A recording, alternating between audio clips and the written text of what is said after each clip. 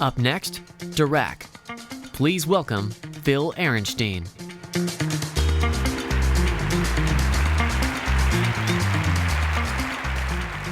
Hello, everybody. I didn't get mic'd up, so I'm just going to be leaning on the lectern here. There we go. It's the clicker. Excellent. Excited to be here. Going to tell you a little bit about our company, what we're doing, and then going to give you guys a little bit of a high-level lesson around what I have found to be the core problem surrounding the disconnect between the worlds of engineering and manufacturing. Okay, hit this button. There we go. So, high level, who are we at Dirac? We are building what we call the first and only automated work instruction platform. We will take your CAD file as an input. We will figure out what order to do all the assembly in automatically, and then automatically generate most of your work instruction for your manufacturing engineering team. You know, obligatory plug. Recent new feature that we just came out with, we have come out with a DFM analysis tool. It's an assemblability checker. We do clash detection, check for component overlap. And folks often ask, what kind of companies does Dirac work with? Who do we work with, right? And I like to say, we do not work with startups. We work with manufacturers. I like to say, America builds with Dirac. We work with companies like Spudnik, who makes potato harvesting equipment down in Blackfoot, Idaho. We work with companies like Tessmec that make massive trenchers that dig up huge tracts of earth. Work with companies like Anchor Aircraft, who put, all the cargo loading mechanisms on 60% of all the aircraft out there, from Boeing to Gulfstream to Airbus. Work with companies like Fairlead, who enable the next generation of maritime superiority in our country. So I'm going to give you guys a little bit of a talk that I call Building the Bridge. It's a little bit of a high-level, little bit of data structure conversation, a little bit of a high-level conversation about what is at the core of the problem between the disconnect between engineering teams and manufacturing teams. So start off, a little bit of the high-level lesson. I talk about this all the time. You guys probably know this yourselves. But unfortunately, today, the worlds of engineering and manufacturing are vastly disconnected. Engineering has a ton of really fancy schmancy tooling. Manufacturing, unfortunately, not a ton. There's a huge communication problem, and it's not just because of a massive cultural divide. It's actually fundamentally because of the core data structures that actually underpin these two worlds. So everybody here may or may not know what a PLM or an ERP is, so I'll give you guys a quick high level. PLM is product lifecycle management. ERP is enterprise resource planning, right?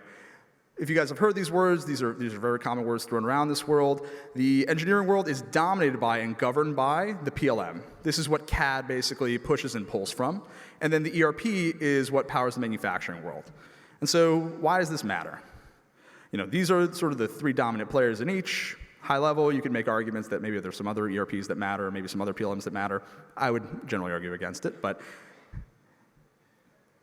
if we talk about what are these systems at their core, a PLM is tree-like, right? It looks like a tree. You're looking at the hierarchical relationship of this model. You have an assembly of sub-assemblies of sub-assemblies of sub-assemblies. And on the manufacturing side, you have the ERP, right? It's very table-like. And why does that matter? So if I'm a manufacturer, first thing that I buy is an ERP. We're like, great, let's go to SAP, let's go to Oracle, let's go get NetSuite. Fine, right? These are the canonical ERPs that we might buy. Now, the dangerous thing is what happens next. So manufacturer goes out, buys the ERP. Second thing that ends up happening is the manufacturing team thinks, all right, we're super duper smart. We are going to build this thing called an MES. An MES is basically just a wrapper around your ERP. It is effectively, because an ERP is a massive table with, hundreds, maybe thousands of different columns, different attributes.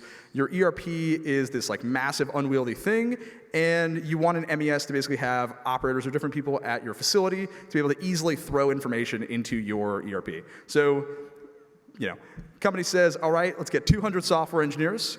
Let's have them build this wrapper around this ERP. We're super duper smart, and our facility builds differently. So we really, really need our own internal MES. It happens everywhere. And if you're a manufacturer, you know this to be true.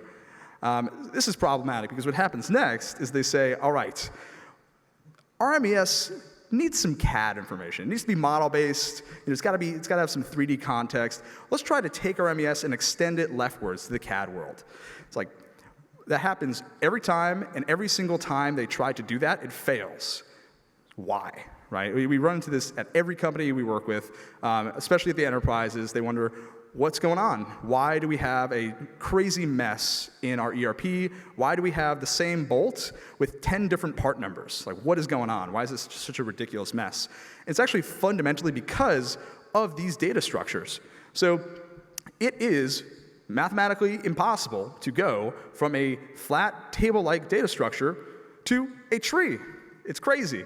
You can go from tree to table because you can flatten a tree and turn it into a table, but you cannot recreate the hierarchical model-based relationships from your ERP back to your PLM. And that is like fundamentally the problem. What we accidentally did by trying to build the world's first automated work instruction platform is we basically took your CAD file, we used the hierarchy of your CAD file as the base layer for your assembly work instruction, mirroring that, and then whenever we have an operator instancing a run of one of those work instructions, we basically just put it in a table-like format. It makes it really easy to then just throw into your ERP. And by doing that, we have effectively created the only 100% high-fidelity connection between your engineering world and your manufacturing world by being this bridge. Now, for us, what does that enable? Right?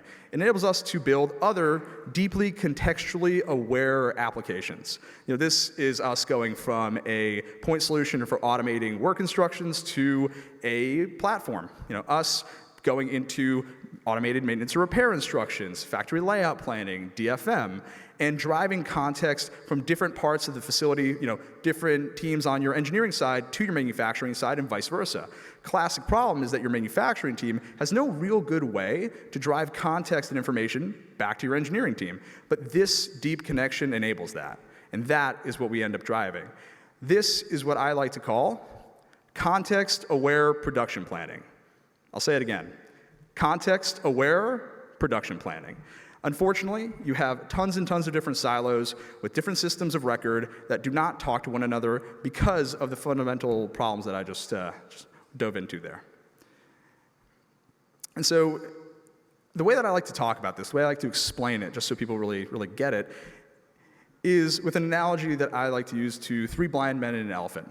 By show of hands, anybody familiar with this adage, this proverb, whatever you want to call it? Yeah, it's roughly half.